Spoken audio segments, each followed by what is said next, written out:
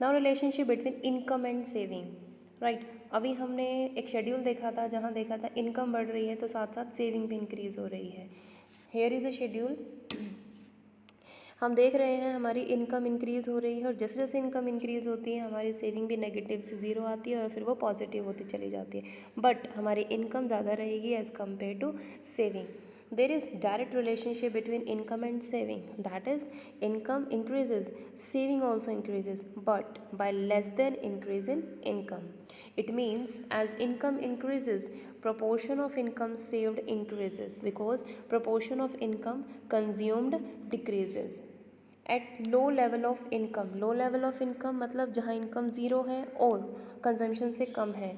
Saving क्या थी हमारी, नेगेटिव थी। We have seen initial stages में when there is very low level of income consumption is more than income. हमने यहाँ देखा था कि कंजम्पशन, क्योंकि ज़ीरो लेवल ऑफ इनकम पे भी हम कुछ ना कुछ कंज्यूम कर रहे हैं, right, leading to negative saving. तो सेविंग कैसी हो रही थी, नेगेटिव हो रही थी, जिसे हम डिस सेविंग भी बोलते हैं, राइट। यहाँ एक एग्जांपल है हमारे पास, if income is 5000 and consumption is 6000 suppose, then saving will be negative 1000. It is called dis saving.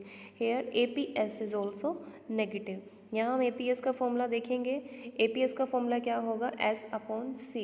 S कितना है यहाँ पर -1000, C कितना है हमारा 5000, right, S upon Y, sorry, this is the formula we will study for the saving function curve. Diagrammatic presentation of relationship between income and saving level give the saving function curve। एक figure आएगी saving function, ये एक straight line होती है because जो slope होता है इसका वो कैसा होता है, कांस्टेंट होता है। 1 मार्क्स में हमसे पूछा जा सकता है what is the slope of saving, it is constant in nature. Here is the slope function curve, schedule हम करके आए हैं, दिस इज़ आवर कर्व। हम देख सकते हैं क्योंकि हमारी सेविंग नेगेटिव भी होती है तो इसलिए नेगेटिव से स्टार्ट किया है। फिर जैसे ही हमारा इनकम इंक्रीज़ होती है हमारी सेविंग भी इंक्रीज़ होनी शुरू हो जाती है, right. And we can see over here the saving function and this is the slope. Slope हमेशा कांस्टेंट रहता है और ये लाइन इंडिकेट कर रही है हमारी कांस्टेंट को। एक्स एक्सिस पे हमने डिस्पोजेबल इनकम लिया है, वाई एक्सिस पे हमने सेविंग को लिया है और ब्रेक इवन पॉइंट जहाँ हमारा इनकम हमारी कंजम्पशन के बिल्कुल इक्वल होता है तो बी पॉइंट पे मेरे पास क्या है, ब्रेक इवन पॉइंट है। सो थियोरेटिकली कैसे लिखना है इसे, the curve slopes upward which depicts direct relationship between income and saving. Savings function line S S cuts the income line at point B. वो बी पॉइंट मैंने आपको बताया था, यहाँ पर बी पॉइंट पे कट करता है, right. Next, this is called break even point because at this point consumption expenditure is equal to income, consumption is equal to income and saving is zero, savings are zero in this case. To the left of break even point savings are negative indicating consumption being more than income। जैसा कि हमने अभी curve में देखा कि ये मेरा break even point है, हम इसको ड्रॉ कर लेते हैं एक बार। सपोज ये मेरा ब्रेक इवन पॉइंट है, ब्रेक इवन पॉइंट से इधर मेरी नेगेटिव है तो हम राइट में लेफ़्ट में हम इसका देख सकते हैं ब्रेक इवन पॉइंट के सेविंग्स हमारी नेगेटिव है। क्यों, क्योंकि यहाँ कंजम्पशन ज़्यादा है मेरी इनकम से और इस पॉइंट पे कंजम्पशन कम है मेरी इनकम पे और यहाँ कंजम्पशन इक्वल है मेरी इनकम के, राइट। तो ये हमारी एक फिगर है और इस तरह से हम इसको अपने एक्सप्लेनेशन में यूज़ कर सकते हैं। तो हम इसमें देख सकते हैं right of the break even point savings positive थी हमारी ऊपर की तरफ, क्यों, क्योंकि कंजम्पशन हमारी कम थी इनकम से। और जो शेडेड एरिया जो हमने फिगर में देखा था वो क्या रिफ्लेक्ट कर रहा है, dissaving which is equal to area of autonomous.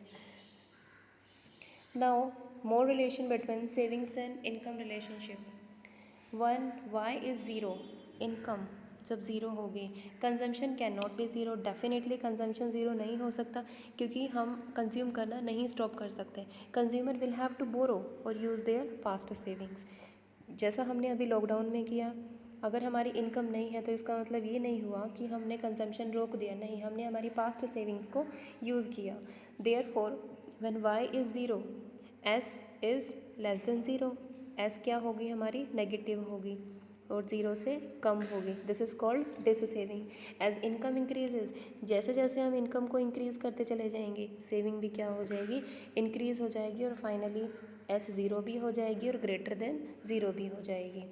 Now attributes of saving function, जैसे हमने कंजम्पशन फंक्शन के एट्रीब्यूट्स किए थे उसी तरह से हमारे सेविंग फंक्शन के भी एट्रीब्यूट्स हैं। What are the attributes of it? First is APS and second one is MPS. APS के बारे में पढ़ेंगे हम। APS average propensity to save, right?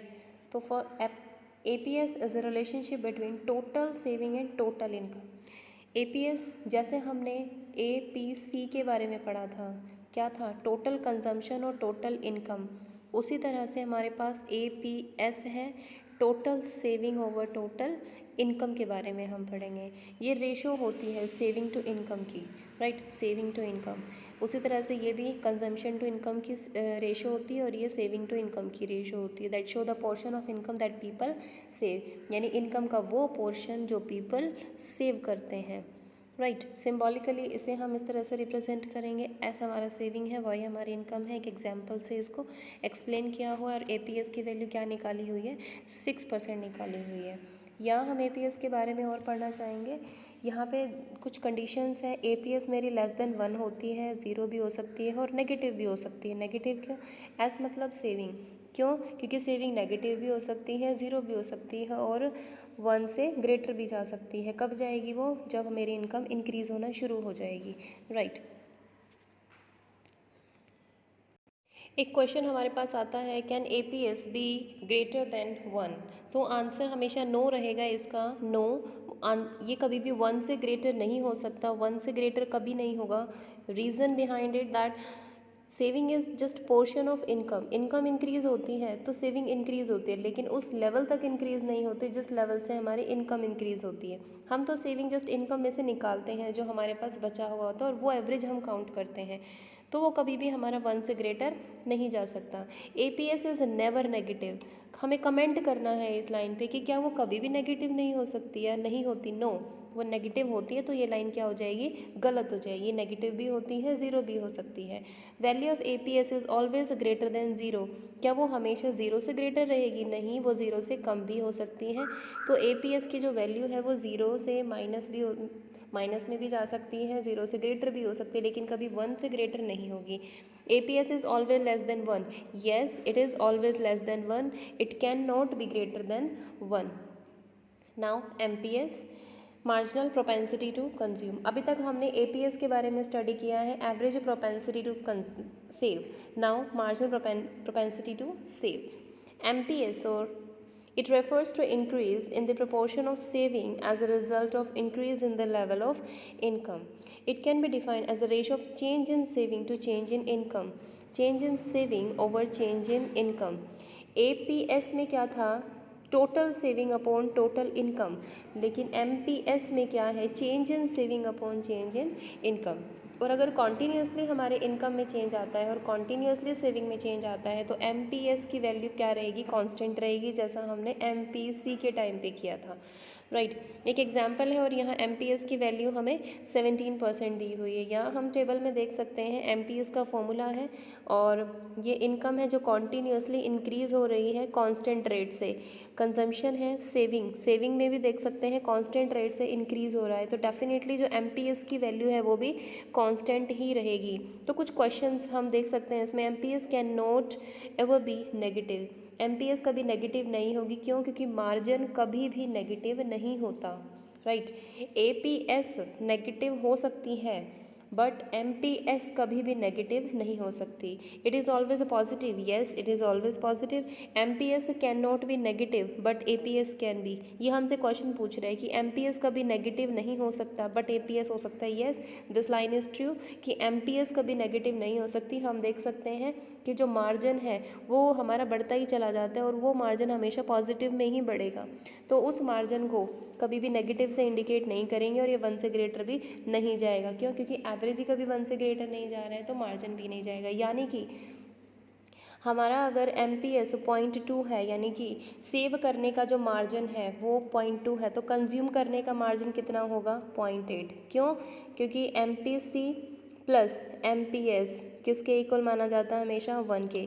और अगर MPS मेरा 0.2 है तो डेफिनेटली MPC कितना होगा 0.8, राइट। तो इस तरह से हम इसको निकाल सकते हैं अबाउट MPC। यहाँ एक कंबाइंड टेबल दी हुई है, चारों फॉर्म्स जो हमने अभी किए हैं APC, APS, MPC और MPS, उनके फॉर्मूलाज यहाँ हम देख सकते हैं कि जो मार्जिन है अगर एक 75% और दूसरा कितना है 25%, दोनों साथ साथ चलते हैं। अगर आपके कंज्यूम करने की क्षमता 75% तो डेफिनेटली आपके सेव करने की क्षमता कितनी है 25% है। और यहाँ हम देख सकते हैं APC 1 से ग्रेटर भी गया हुआ है, 1 भी है, 1 से लेस भी है, नेगेटिव नहीं गया। लेकिन APS नेगेटिव भी है, 0 भी है और पॉजिटिव में भी है, लेकिन कभी 1 से ग्रेटर नहीं गया है ये, राइट। तो इस तरह से हम हमारे आंसर्स को भी कंप्लीट कर सकते हैं। और जो क्वेश्चंस आपको दिए गए हैं 1 मार्क्स में उनको ध्यान से पढ़ना मोस्ट इम्पॉर्टेंट है। टेबल में हमने क्या क्या देखा, APC ग्रेटर देन 1 हो सकता है येस जब इनकम 0 हो and falls as income increase. APS 0 से कम होता है और कब, जब इनकम 0 हो, ये बढ़ भी सकता है but it is always less than 1। APC plus APS 1 के इक्वल होता है हमेशा। MPC कांस्टेंट रहता है since C function is straight line curve. MPC is the slope of C function. Similarly MPS के बारे में है और ये इन दोनों का समीशन हमेशा 1 होता है। यहाँ हम रिलेशन देख सकते हैं कि कैसे ये रिलेशन 1 दिखाया हुआ है। APC plus APS is equals to 1। Yes this is a true statement. How it is a true, APC का फॉर्मूला हमें पता है income is equals to C plus S होता है। ओके, दोनों को हम इनकम से डिवाइड कर देते हैं, यानी कि y से हम डिवाइड कर देते हैं तो हमारे पास क्या बनता है C/Y। C/Y किसका फॉर्मूला होता है APC का।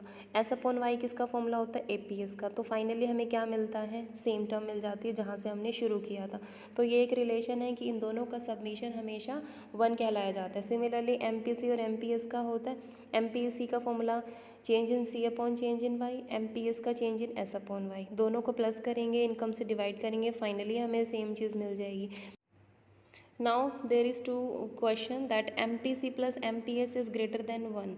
No, ये नहीं हो सकता क्योंकि हमने यहाँ भी पढ़ा है कि MPC अगर 25% है, यानी कि कंज्यूम अगर मैंने 25% किया है तो सेव कितना किया होगा मैंने 75%, ठीक है। तो दोनों का सबमिशन हमेशा 1 के इक्वल होगा, मार्जिन कभी भी 1 से ग्रेटर नहीं हो सकता और ये दोनों एक दूसरे के बिल्कुल कॉरस्पॉन्डिंग है, तो ये लाइन बिल्कुल गलत हो जाती है। सेकंड हमसे पूछा गया है APC plus MPC is equals to 1। क्या APC MPC का सबमिशन 1 होता है? नहीं होता। हमें पता है APC 1 भी हो सकता है, 1 से ग्रेटर भी हो सकता है, 0 भी हो सकता है, ठीक है। अगर ये कभी 1 से ग्रेटर हो भी गया, सपोज 1.1 हो गया, MPC सपोज मेरा 0.5 हो गया, तो ये तो 1.6 हो जाएगा, लेकिन हमसे तो 1 पूछा गया है, तो ये स्टेटमेंट भी फॉल्स हो जाएगी। तो ये हमारे कुछ रिलेशन थे। This is the chapter MPC APC and watch it again and again. Revise all the concepts about APC, MPC, APS, MPS, and the relationship between all these four is very much important. Schedule is very important. Revise it. Thank you so much.